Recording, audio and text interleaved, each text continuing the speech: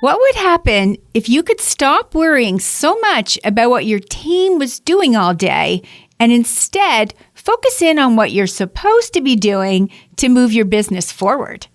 Sounds like a dream, but right now you're living the nightmare of having to overcoach, over-handhold, and over-check in on your team's work.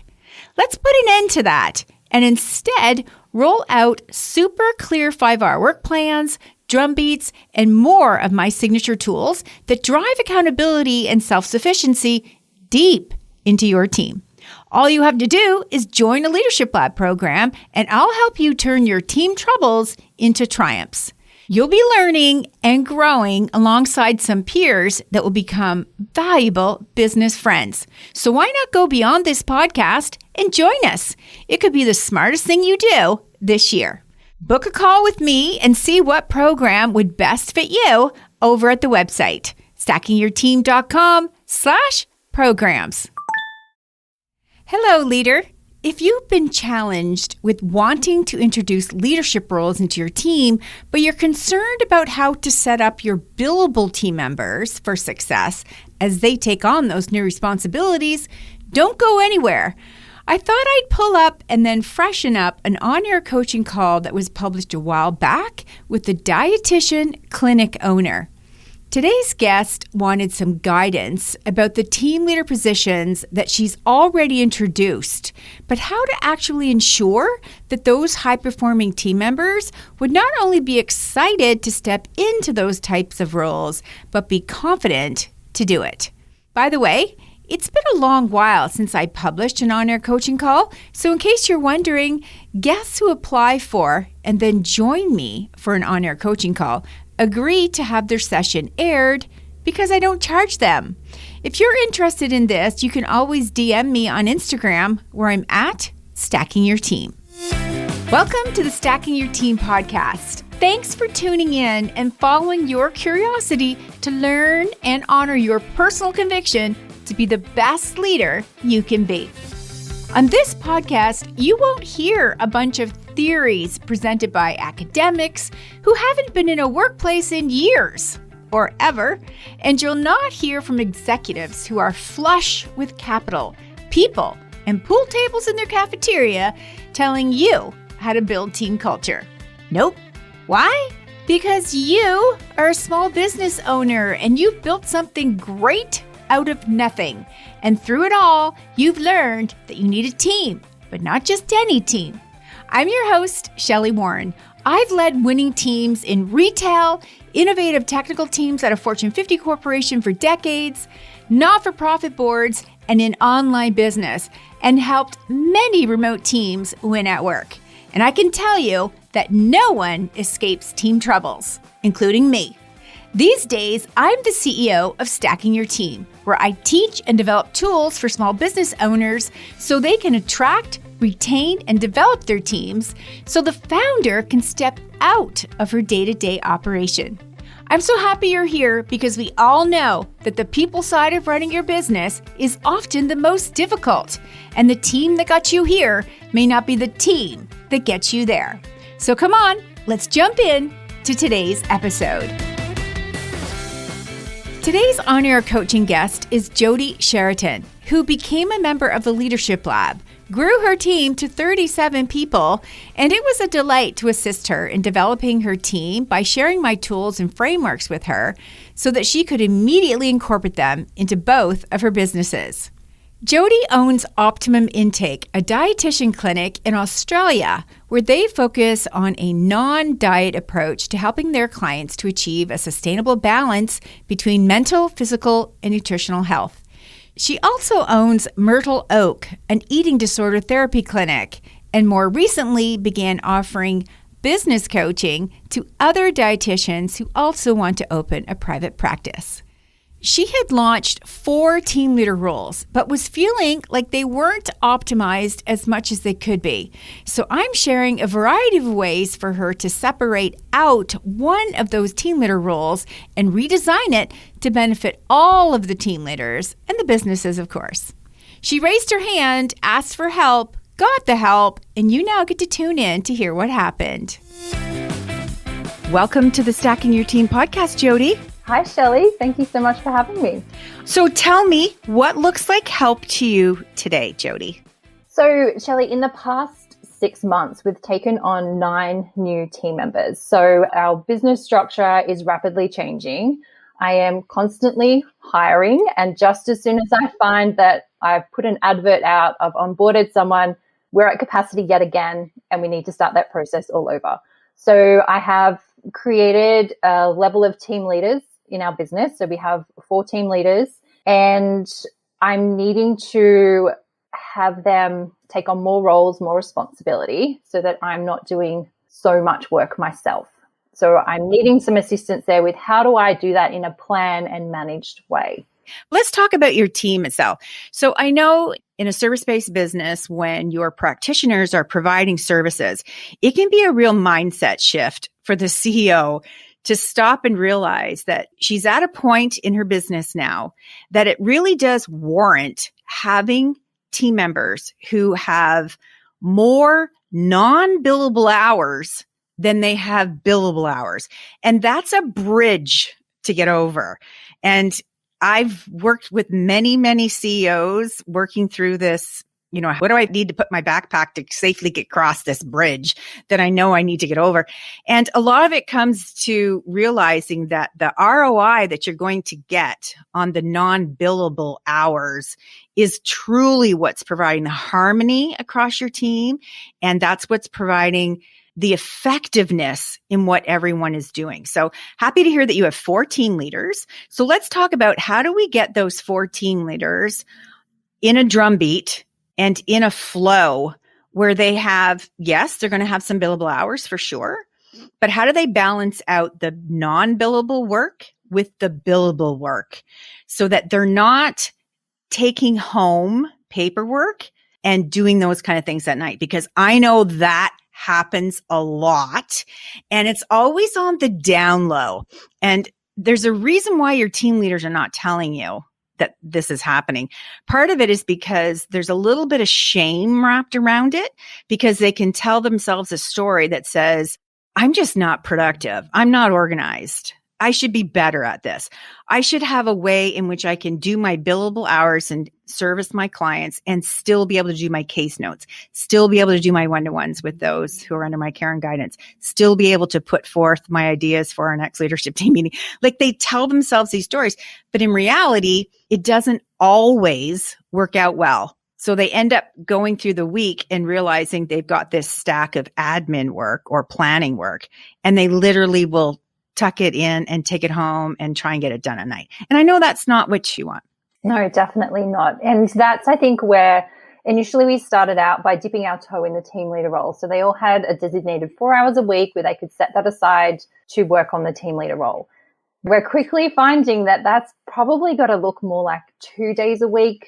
And so we're working on that shift now so that they aren't having to feel the pressure to do any work at home, do any work after hours. We are really wanting to create that work-life balance so that they can switch off at 5 as they walk out the door and be energized and ready to get back into it the very next morning. So it is that shift and balance for my mindset, as you mentioned, and also for theirs as well. So how do you have your team leaders set up today? Are they set up by a different, like a methodology that you share? Is it a particular service? Is it a department? Tell me how you've structured your team leaders. Yes. So we have 4 core streams within our services. So we have a clinical stream, a disability nutrition stream, residential aged care, and community aged care. So we deliver certain procedures and services under each of those 4. So the requirement for team leader is that they are still currently working within those roles, but then also taking that leadership role for the other team members to help guide the other team members. Within those 4 service offerings. Yes. So tell me, which is your most profitable service? Like, just don't think about it. Like, what's your most profitable? I would say our clinical care stream. So where we have focused areas of nutrition. So within that particular sector, do you have the majority of your team allocated to that? Yes. Okay. So I'm hearing that's your most profitable revenue stream. You have the majority of your therapists and your experts staffed over there, and there's one team leader for that? Correct. Correct. So I'm just going to throw this out to you, Jody. Now, you know your business better than I do, but I'm already seeing that particular team leader should be non-billable. Because here's why. It's your most profitable revenue stream. The largest number of your team are focused on that revenue stream. There's demand for it. The demand is not a secular type of demand. The demand is constant, which tells you that it's only going to get bigger. So in order for that revenue stream to be ready for the next growth stage that it's going to go through, you need that team leader to be doing all the things necessary to make sure that everything is buttoned up and so flowy, so streamlined, so that when the next wave of growth comes, you're ready for it. And that could include staying ahead of hiring.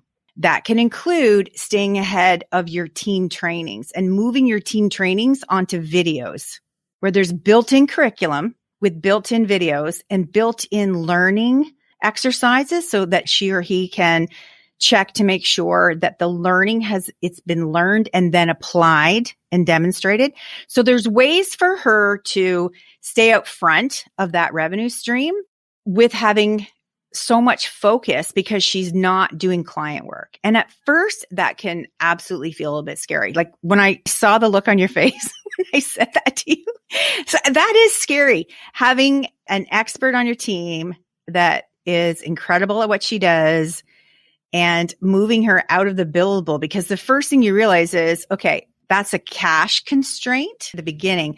But what you're getting in return for that is all of the efficiencies and the predictability and the productivity, which eventually and through a very short amount of time, you are going to regain back that cash.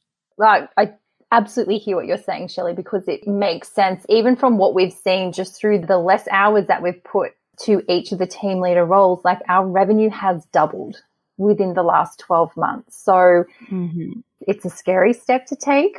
Yeah, it is. But it makes so much sense. And I love the idea of training videos so that you're not always having to do the onboarding, the training face-to-face in real time. There's probably a lot that we could do and putting that online so it is just able to be played and repeated, and the new team members can go back and re-listen if they need to brush up on certain skills. So I love that idea. It's just finding the time, which is what this will create.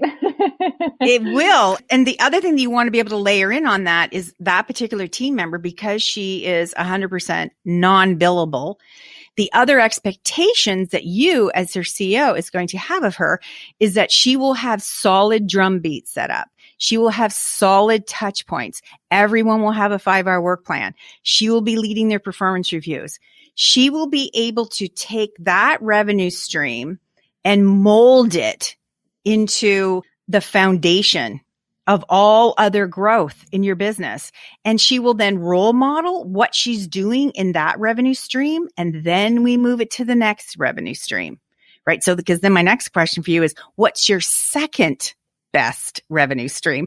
And then that becomes the goal moving forward. And it's, it doesn't have to all be done in a year, right? You can take your strategic plan, because I know there's other things on your strategic plan that you really want to make happen, like with all of your process documentation and, looking at compensation and just looking at just being on trend of what's happening in your industry takes time as well.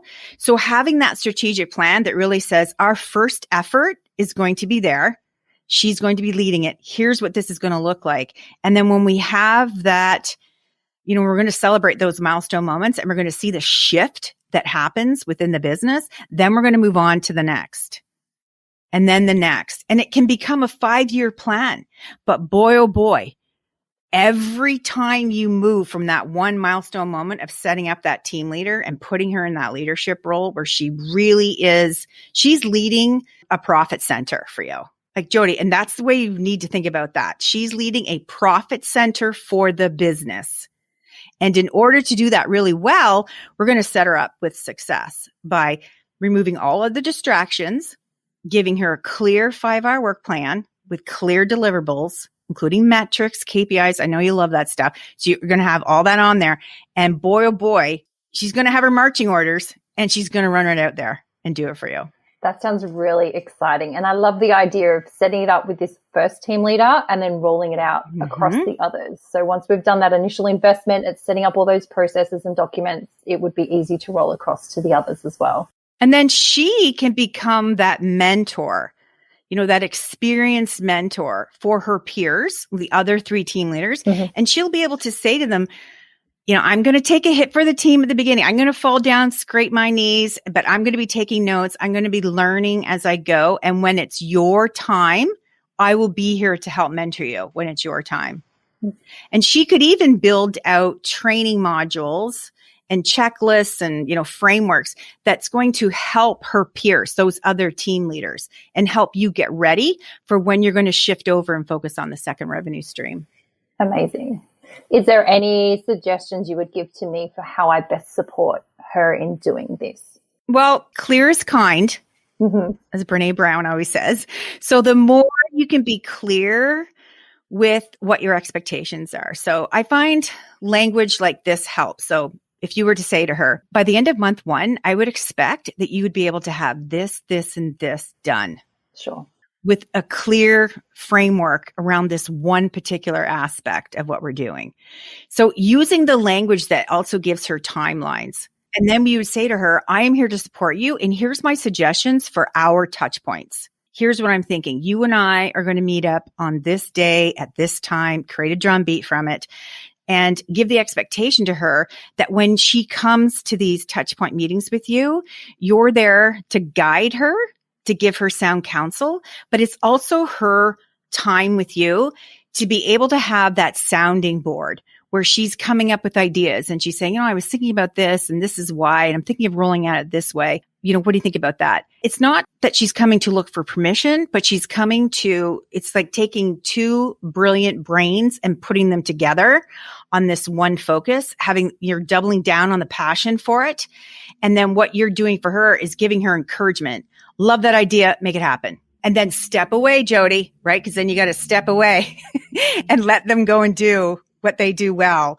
But it's that whole idea of letting her know that this is a learning opportunity for her. And you are so impressed with what she's been able to do so far in the business that you want to keep giving her more opportunities to grow and stretch, and remind her how much you trust her, remind her how much the rest of the teams trust her, and just let her go. Yeah. And we have really seen, since setting up these team leader roles and allowing each member to have their time to showcase their skills, I have learned so much from what they are capable of. So I have so much confidence that giving more targeted goals and procedures for them to design, they will blow my mind. So I do not feel like I have to be the one creating that. I am actually very excited to be handing that over and say, run with it, see what you can bring to me, and then together we can have a final decision. Absolutely. And, a lot of times when we introduce these, I like to call them layers of leadership. When we introduce these layers of leadership, sometimes the conversation can turn to, well, what is the compensation plan for this? And I want to assure you that when you're moving someone into this leadership role, they're already at some sort of a base salary. You want to recognize the step up that they're taking, right? They're making a commitment to step up. So it's always worthwhile to give them some sort of a compensation increase at the moment, the day they start the job. I know sometimes people think, well, after the first 90 days, if we are aligned on the outcomes, then we'll talk about compensation.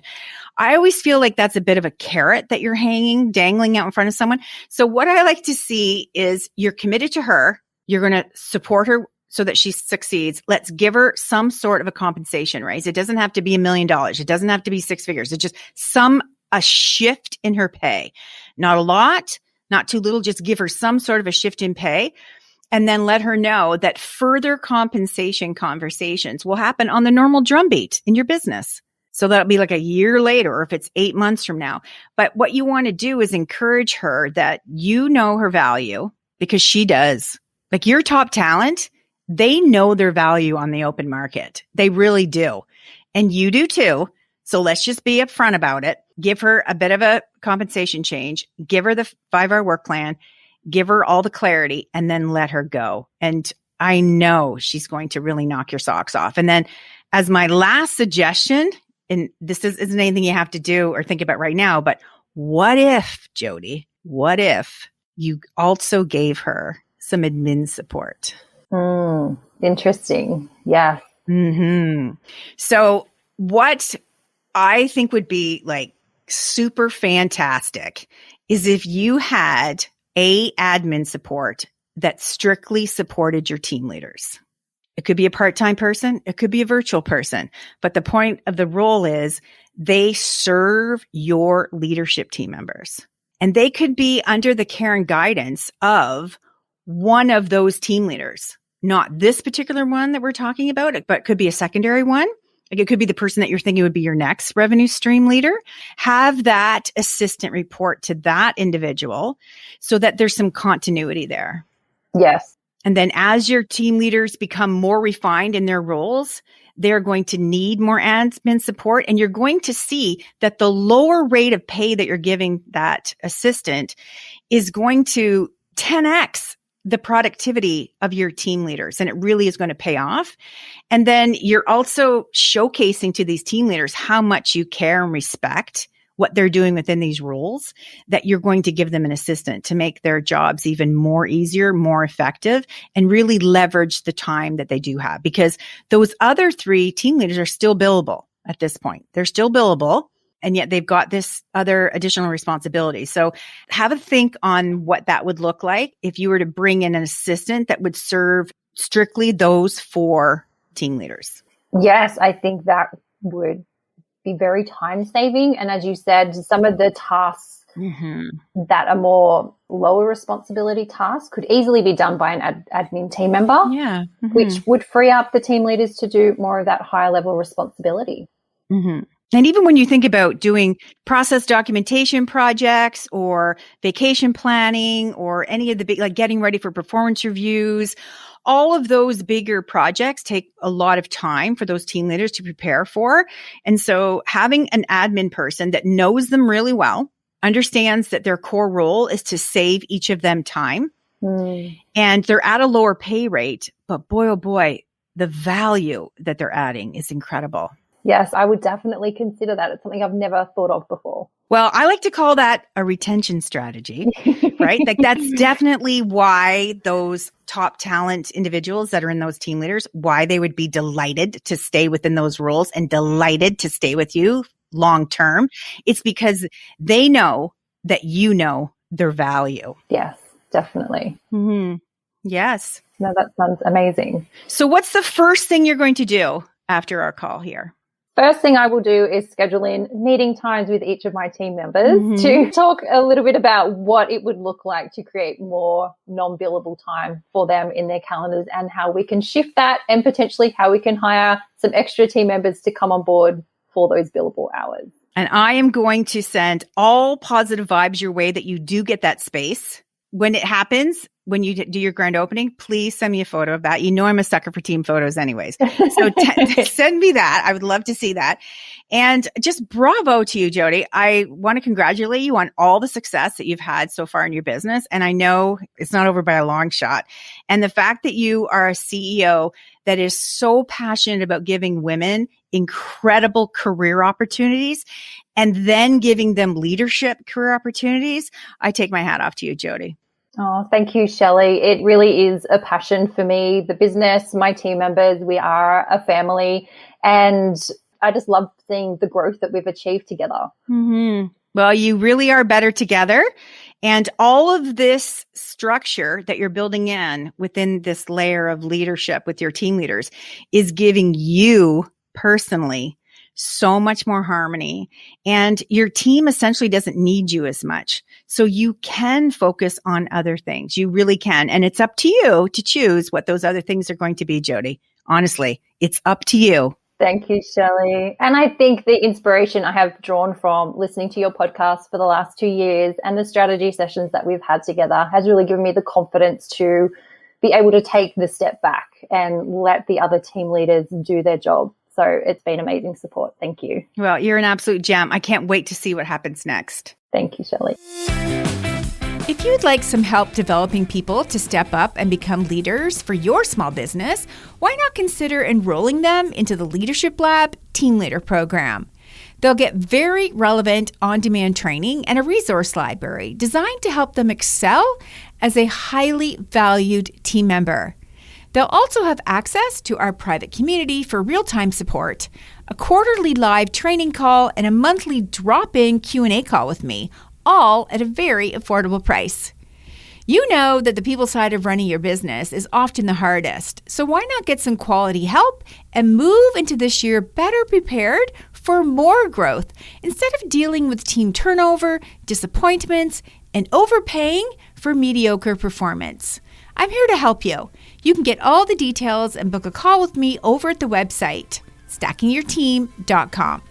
Leadership can be exciting, challenging, and lonely at times, so don't go it alone. Let me help you create the team and the leadership structure that you've been craving. So until next time, remember, if you have a dream, you need a team. So let's get stacking yours today.